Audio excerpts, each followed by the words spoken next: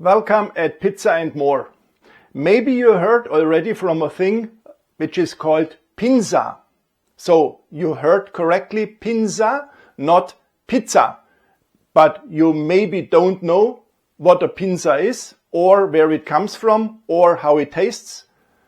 I'm Jürgen, and I show you and I explain you what a Pinsa is, where it comes from, where is the difference from the Pinsa to the pizza, and of course, we make together a Pinsa. The Pinsa is very old. It was founded in the historic Rome 2000 years ago, and it is, let's say, the foundation of the pizza. Yeah, correct. This is nonsense. This is not correct. The only thing which is correct, it was founded in Rome. But it was founded from someone who produces dough or who produces pastry. And this guy founded in 2001 a thing which is called Pinsa, because he did some experiments with different kinds of flour, of versions of pizza dough, and this was the foundation of the Pinsa. But what's now the difference from Pinsa to pizza? The first we see directly is the shape of the Pinsa. The Pinsa has normal oval form and is not round like a pizza. The Pinsa is also a bit higher because there is lots of air inside, let's say like focaccia.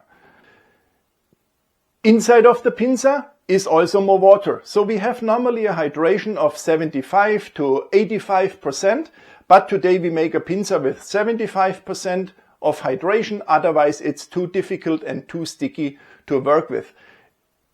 At some point, when you want, you can also use more water, but today we have a recipe with only 75% of hydration. By the way, the whole recipe and the whole procedure is as always in the video description. The next thing which is a difference to the pizza is the flour. Well, of course we have wheat flour, yes, but then we have additional rice flour, we have soy flour. If we want, you can use also spelt flour, or we can use some semolina. So as I said, this guy who founded it did some experiments with different versions of flour, and that's the reason why we have here a various mix of flour which we have to put inside of the Pinsa. In Italy there is some special flour available which is only for Pinsa. There on the back is directly written flour for Pinsa or farina per Pinsa. The baking temperature is also different because we bake the Pinsa at 270 to 300 degrees Celsius and not like with a Neapolitan pizza which is over 400 degrees. Normally we bake the Pinsa without any topping. So we bake it and the toppings come onto the Pinsa as soon as it's ready because the toppings stay cold. There is also the possibility to add some tomato sauce beforehand and bake with the tomato sauce. You also can pre-bake the Pinsa until it gets a bit color, and then you take it out, put some toppings on it with cheese or so on, and then continue baking until the cheese is melted. There are so many different versions of Pinsa available, so your ideas, you can totally do whatever you want. And now I would say I show you the ingredients. And here are our ingredients, and I have to say these are the ingredients for 3 Pinsa. Here we have at first our flour, the wheat flour. It's from type 0, and I have here 400 grams. I have here 75 grams of rice flour. This rice flour is used to make the Pinsa a bit more fluffy and airy. Then we have here 25 grams of soy flour. Then I have here 10 grams of olive oil. I have here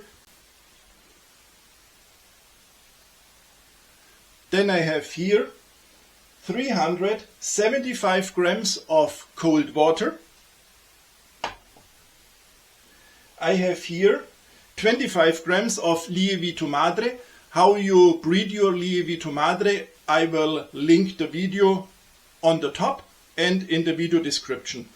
25 grams. If you don't have a lievito madre, leave it away and use only then dry yeast or yeast.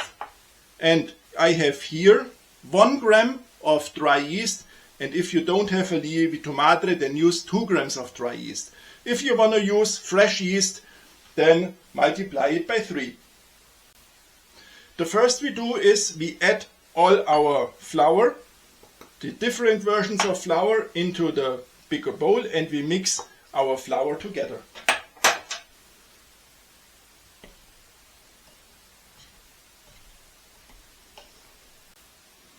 And please don't wonder why the mixer is not clean. I already made the German video, and this is because of the dough from the German one. The first we add is the water. And as next we add directly our lievito madre.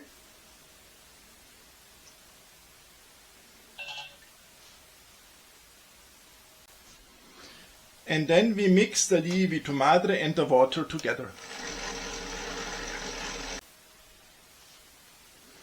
Now we can add the first third of the flour.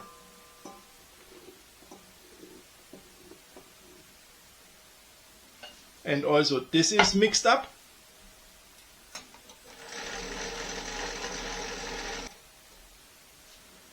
Now we add the second third of the flour.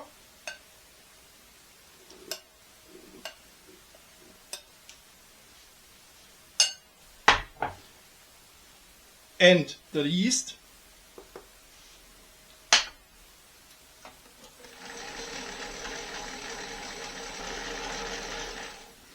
Then, when more or less everything is incorporated, then we add the last third of the flour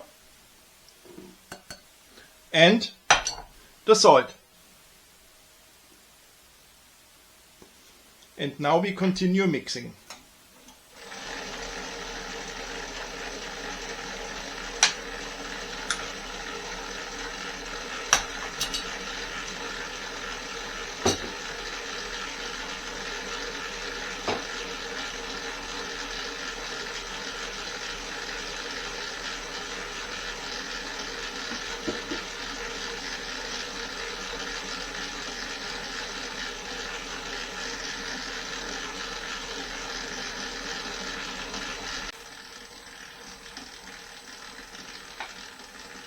And then when everything is mixed up, then we start adding the olive oil, but not everything at once, only little by little.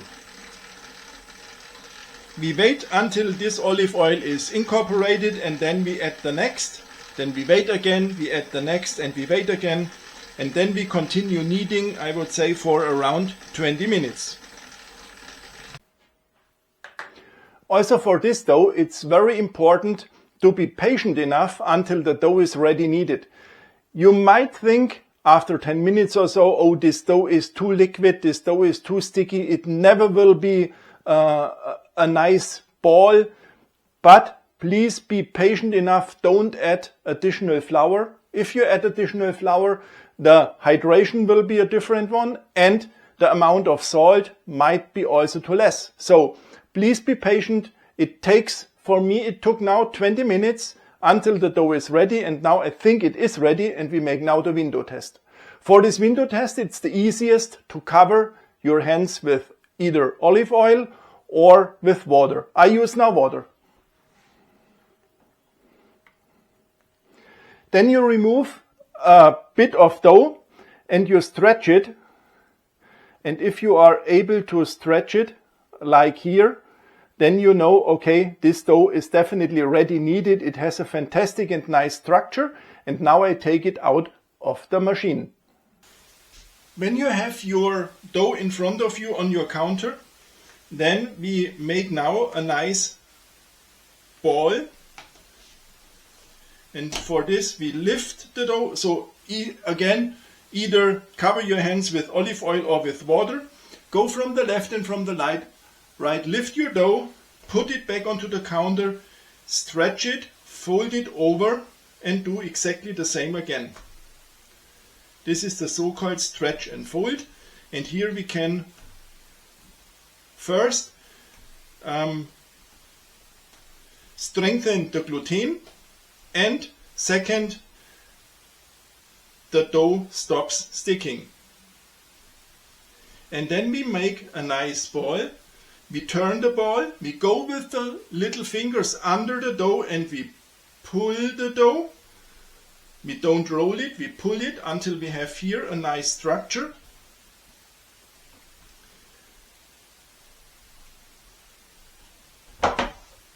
And then, if it's done, we place it in a dough ball box. And, important, we close the lid. And our pinsa dough is done. And you saw it's from the behavior more or less exactly the same like a normal pizza dough, only more different ingredients, but it is not too difficult, it's very easy. Now we let the dough rest at room temperature for around 1 to 2 hours, and then we put the dough into the fridge. And in the fridge it should stay for minimum 48 hours. It also could stay there for 72 or 96 hours or so. It doesn't matter. The longer, the better is the taste afterwards. But the minimum time should be 48 hours. And your fridge shouldn't have more than 4 degrees Celsius. My pinsa dough had now a total leavening time of 80 hours. From these 80 hours, it was 78 hours in the fridge. Yeah, and I got a cold in the meanwhile. Now, we take the dough out of the box and we make 3 parts. They will have around 300 grams. The dough is now already outside of the box, and now I make 3 pieces with 300 grams each. And here we have these 3 dough balls, and really each has 300 grams. And now we shape not with a normal pizza a ball, but we make a shape like this one, and then we put it back into the dough ball box.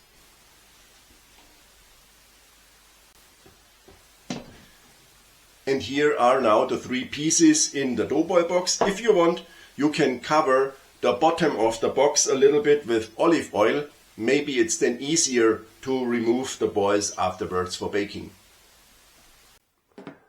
Now it's very important, as always, to close the box with the lid, and then we let the pieces raise for additional 1 to 3 hours at room temperature. In the meanwhile, we can preheat our oven to 300 degrees. Now, after 2 hours at room temperature, we are prepared to bake our pinsa. I said earlier, we preheat our oven to 300 degrees Celsius. If your oven is not able to heat up to 300 degrees, then it doesn't matter. You also can use 250 or 270 degrees because the ideal temperature for a pinsa is between 270 and 300 degrees. As our pinsa dough is very high on hydration, so we have now 75%, the dough might be very sticky, and that's the reason why we have to use enough semolina. So I put already some semolina onto my counter here, and I have here a box with semolina, and I put directly some semolina over one of the balls, or it's not a ball, but it's the dough. Then I take again the spatula, and here it's the same important like with a normal pizza. Be gentle to the dough, otherwise if the dough is stressed, you are not able to take it out and to stretch it anymore. Take it out and put it directly onto the semolina. And important as always, close the lid to protect the remaining dough from drying out. And now we start shaping our pinsa. Therefore we flip the pinza several times in the semolina, and then we start pressing only with the fingertips, and we are careful and let all the air inside of our dough.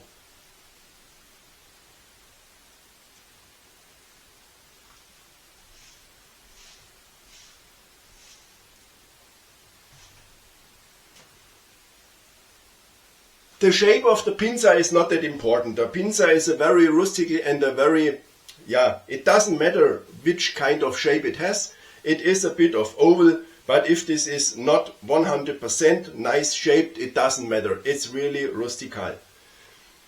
We have, as I said earlier, the possibility to bake the pinza in different or with different toppings. We could directly put some tomato sauce on it and bake it. We could then pre-bake it, and then we could add some mozzarella and put it back into the oven to melt the mozzarella or so on.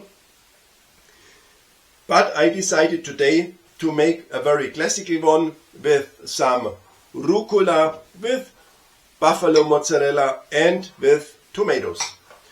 To start, I add some olive oil onto the pinza.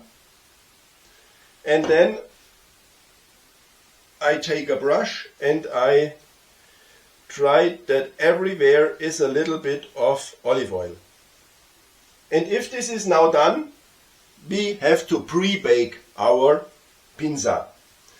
For bringing the pinza onto the peel, we use here the same pizza peel as always. We lift the pinza and we push the peel under. And then we are ready for the oven.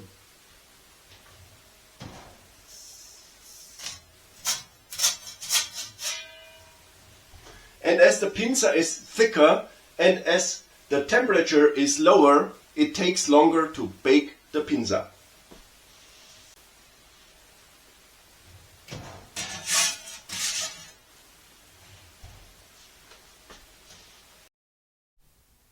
And here comes our pinza out of the oven, and you can see how golden it is, and we bake our pinza until it's that golden. Now let's look inside of the pinza, because now it's easier to cut it and to show you without the toppings. Otherwise I'm not able to lift it. And you can hear how cross it is. And here you can see now how full of air this pinza is. For adding the toppings, we press it a little bit so that it's a bit more flat. And then we start adding the toppings. The first we add is some rucola. And then as next, the mozzarella di bufala.